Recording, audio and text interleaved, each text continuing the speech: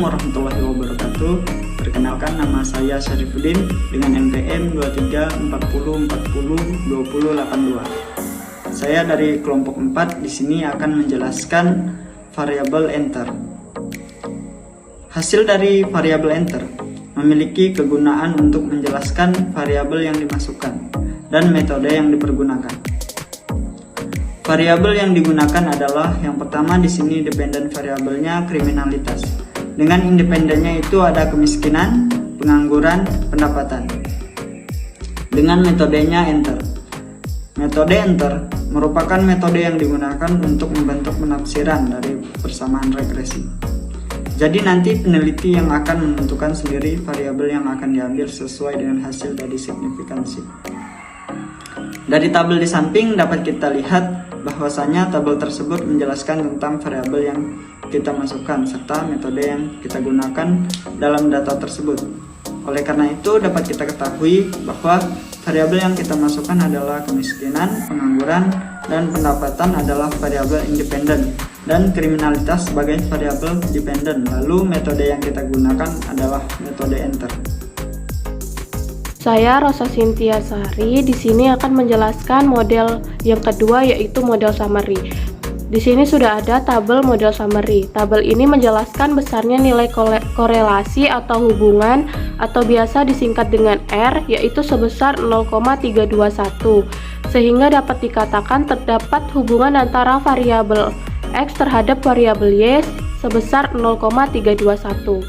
Dari output tersebut kita peroleh koefisien determinasi atau R² sebesar 0,103, yang berarti bahwa pengaruh variabel bebas atau variabel X, yaitu kemiskinan, pengangguran, dan pendapatan terhadap variabel terikat atau variabel Y, yaitu kriminalitas, adalah sebesar 10,3%. Dari hasil tabel di atas dapat kita ketahui bahwa nilai F hitung adalah sebesar 5,311 dengan tingkat signifikan atau kesamaannya adalah 0,002 lebih kecil dari 0,05.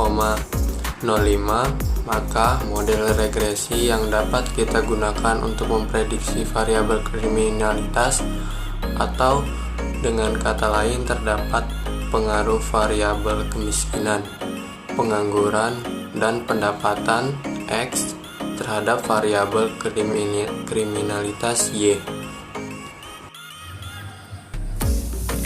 Baik, saya Alia akan menjelaskan bagian dari koefisien. Di sini kita ketahui bahwa nilai konstanta A itu sebesar 12,31, sedangkan nilai dari pendapatan, pengangguran, kemiskinan itu B atau koefisien regresinya sebesar 0,166, 0,186, 0,140, hingga dapat ditulis persamaan regresinya seperti pernyataan di samping. Nah, konstanta A di sini, konstanta A sebesar 12,231, artinya nilai koefisien variabel kriminalitasnya sebesar 12,31. Nah, selanjutnya B itu koefisien regresi X sebesar 0,166 menyatakan bahwa setiap adanya penambahan dari 1% dari nilai pendapatan, maka nilai kriminalitasnya adalah 0,166. Nah, selanjutnya C, koefisien regresi X sebesar 0,186 menyatakan bahwa setiap adanya penambahan 1% dari nilai pengangguran, maka nilai dari kriminalitasnya akan bertambah sebesar 0,186. Terakhir D itu koefisien dari regresi X sebesar 0,140 menyatakan bahwa setiap penambahan atau setiap ada penambahan 1% dari kemiskinan, maka nilai dari kriminalitasnya adalah 0,140. Koefisien regresinya dari koefisien regresi dari ketiga variabel tersebut itu bernilai positif, sehingga dapat kita katakan bahwa arah pengaruh dari variabel X terhadap variabel Y itu adalah positif. Kenalkan, saya Rauda Putri. Di sini saya akan menjelaskan tentang pengambilan keputusan dalam uji regresi.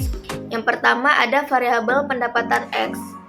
Hasil analisis menunjukkan nilai signifikan sebesar 0,021. Karena nilai ini lebih kecil dari 0,05, dapat disimpulkan bahwa pendapatan berpengaruh signifikan terhadap variabel kriminalitas.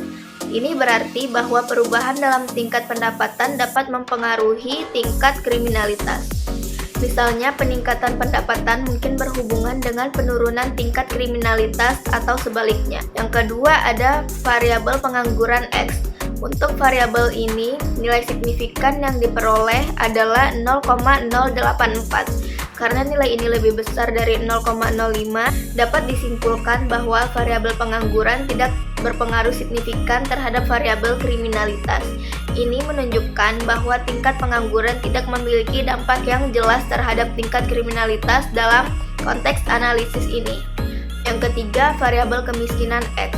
Hasil analisis variabel kemiskinan menunjukkan nilai signifikan sebesar 0,184 yang juga lebih besar dari 0,05. Nah, dapat disimpulkan bahwa kemiskinan tidak berpengaruh signifikan terhadap variabel kriminalitas.